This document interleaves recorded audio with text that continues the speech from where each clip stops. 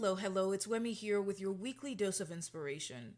Years ago, I had just graduated from college. I was living in Maryland with my parents and had been looking for my first real world job for months. I had just hit that 6 month mark and was getting really desperate. I got a temporary opportunity in Atlanta. To be honest, it had nothing to do with what I studied.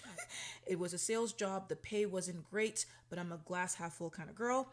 A family friend let me stay with them, and there was a possibility of this job going full time.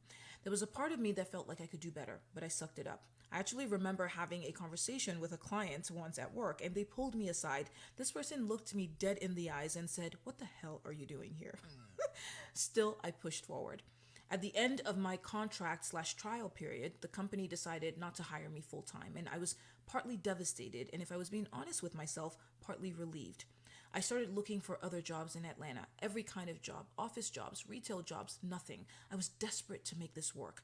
I came to that city with the intention that even if that job didn't work, I could make staying work.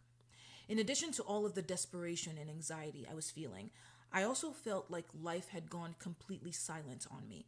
Usually, I have some sense of what I'm supposed to be doing next. This time, I had nothing, no inkling of the direction that I should be going towards.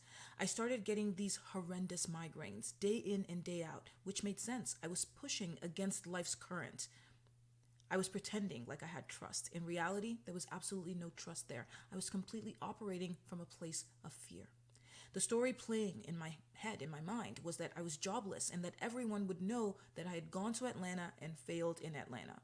The more I pushed for an answer from life, the more I was hit with dead silence and health problems. Then something happened. I stopped. Every effort, every attempt to get an answer, everything that I was trying to do. One day I was on the phone with my mom and she said, "Come home." Those words were the most soothing and sane words that I'd heard in a long time. They clicked with me so instinctively, and there was this peace that immediately rushed over me. The funny thing is that I could always go home. That option was always there. No one was forcing me to stay in Atlanta, but the intensity and the type of frantic energy that I was emitting had created a fog that barricaded me from any sort of answer or clarity. So I went home. 3 months later, I got my first real job, and the rest is history. In hindsight, I realized something that I was so blind to back then. I was trying to make a permanent home in a temporary situation. The fact is that I was never supposed to stay in Atlanta. It was always supposed to be a stepping stone. That sales experience, it did end up helping me with my very first job in LA, and I never would have gotten that job if I wasn't able to show that skill set. The experience wasn't wasted, but it was only meant for that purpose.